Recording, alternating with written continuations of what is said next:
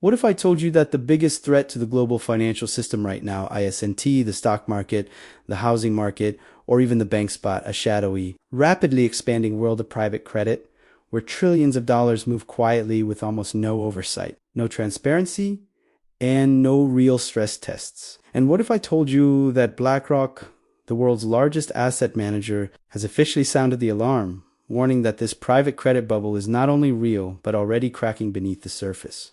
The strangest part is that despite its size and influence, most people have never even heard the term private credit. And that isn't an accident. This market grew in the shadows intentionally as capital shifted from regulated banking into unregulated lending networks that now stretch across every corner of the global economy. But something has changed, something big enough for BlackRock to break its silence and warn the world. To understand what's happening now, we need to understand where this shadow system came from. Private credit didn't suddenly appear out of nowhere. It emerged as a workaround, a loophole created in the aftermath of the 2008 financial crisis. After the banks collapsed and shook global markets, regulators imposed strict lending rules. Banks were suddenly forced to hold more capital, reduce risk, and limit lending. This made the financial system look safer. But markets hate restrictions.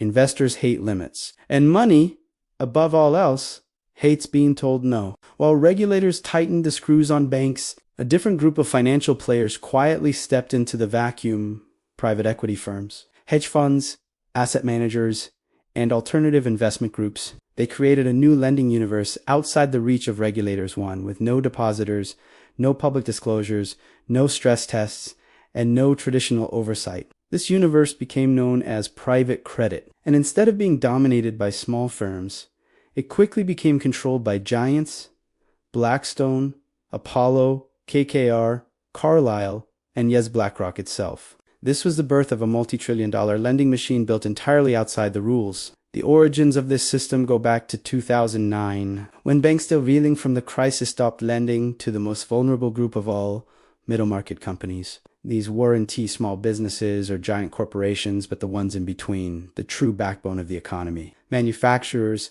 logistics firms, industrial suppliers, hospitals, and service chains suddenly found themselves cut off from financing, not because they were failing, but because regulators were forcing banks to reduce risk across the board. That's when private equity firms spotted the opportunity of a lifetime. They could replace the banks, they could become the new lenders, they could charge higher interest, demand more control, and dictate their own terms. And with interest rates near zero and investors starving for yield, private credit funds attracted billions, then hundreds of billions, and eventually trillions of dollars. What started as a small niche rapidly transformed into one of the most powerful forces in global finance. From 2010 to 2020, private credit grew at a pace no one thought possible. Then the pandemic hit and everything accelerated. Governments flooded the economy with money. Interest rates dropped to zero. Banks retreated even further from lending, and companies desperately sought capital. Private lenders stepped in and quickly became the primary financiers of countless businesses. In 2007, private credit was a $400 billion market. By 2020, it had surged past $1 trillion. By 2025, it exceeded $2 trillion, and projections show it reaching for dollars to $5 trillion by 2030. Yet while this explosion looked like innovation, it also created the conditions for a massive economic shock. The loans became riskier. Borrowers grew weaker. Standards deteriorated, and because private credit operates in the shadows, the risks went largely unseen. Fast forward to 2025, interest rates have risen dramatically. Inflation remains stubborn. Borrowers who once depended on cheap debt now face payments they cannot afford. Defaults are rising, and this is when the private credit machine hits its first real stress test. BlackRock's warnings focus on several alarming developments: interest coverage ratios collapsing across corporate borrowers, default rates rising sharply, especially among middle market firms, covenant-light loans triggering unexpected failures, valuations inside private credit funds becoming increasingly unrealistic, and liquidity evaporating as secondary markets for private loans freeze up. Funds have begun extending maturities, restructuring loans, and marking portfolios at stable values that no longer reflect reality. This creates risk, confusion, and illusions of stability. But the biggest danger of all is that private credit is now so large, so interconnected, and so deeply embedded in the financial world that its failures can spill into the banking system itself. When a private credit loan goes bad, it's not just one company that suffers. Borrowers collapse because they can't handle floating rate loans. Investors panic because pensions, endowments, and sovereign wealth funds depend heavily on private credit yields. Liquidity dries up because there's no way to sell these loans in a crisis. Banks suffer because private lenders borrow from banks, connect with banks, and rely on bank credit lines. And when middle market firms fail, the fallout ripples across the entire economy. Supplier failures, commercial real estate losses, regional bank pressure, municipal budget strain, and declining tax revenue. This is how systemic risk forms quietly at first, then all at once. This is why BlackRock's warning matters, because the risks are no longer theoretical. What makes the situation worse is that the private credit industry already knows defaults are rising but is using strategies that only make the crisis deeper. The most common is extend and pretend, where lenders extend loan deadlines to avoid recognizing losses. Another strategy involves manipulating valuations, keeping loans marked at stable values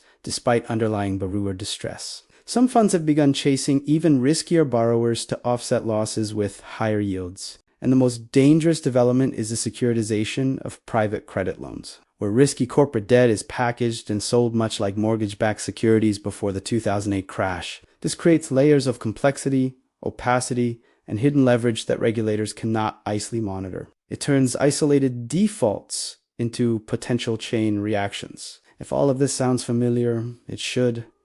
We've seen these patterns before. The 2008 subprime crisis also involved risky lending, hidden risks, lax underwriting, and massive exposure disguised as innovation. The collapse of long-term capital management involved opaque leverage and models that failed in real-world stress. The 2023 regional banking crisis showed how quickly financial stability can disintegrate when interest rate risk meets weak capital structures. The 1980s savings and loan crisis revealed how institutions fail when they reach for yield and rising rate environments. Japan's lost decade showed how zombie companies kept alive by loans eventually drag entire economies down. The private credit bubble fits every one of these historical patterns. The characters have changed. The outcome may not. There are three key lessons that viewers should take from this unfolding story. First, hidden risks are always more dangerous than visible risks. Markets obsess over stocks, crypto, and real estate. But the real threats often lie in shadow systems where no one is paying attention. Second, rising interest rates expose weak borrowers. Cheap debt masks weaknesses. Expensive debt reveals them. The private credit world grew during a period of easy money, and we are now entering the opposite environment. Third, financial contagion never stays contained. It spreads through connections, banks, pensions, supply chains, investors, regions, and global markets. The private credit system is vast, deeply interconnected, and poorly monitored. That combination has always been a recipe for crisis. This video isn't predicting a collapse tomorrow because financial cracks guarantee explode on a schedule, but the mechanisms of stress are already visible. Default rates are rising, borrowers are weakening, funds are delaying losses, investors are getting nervous, and regulators are beginning to notice the scale of the risks. When a firm like BlackRock managing more than $10 trillion publicly warns about an emerging crisis, it means the storm clouds are real, not imagined. We're entering a period where transparency, honesty, and careful risk management will matter more than ever. Yet the private credit system is built on opacity. That contradiction is the danger. If you want deeper breakdowns like this, if you want analysis that cuts through hype and noise, and if you want to understand the financial forces shaping the world you live in, be sure to like this video, subscribe to the channel, and share this with someone who needs to know what's really happening behind the headlines. This story is far from over, and we'll continue monitoring every development as the private credit bubble shifts from silent growth to visible stress. Stay informed, stay aware, and as always, I'll see you in the next deep dive.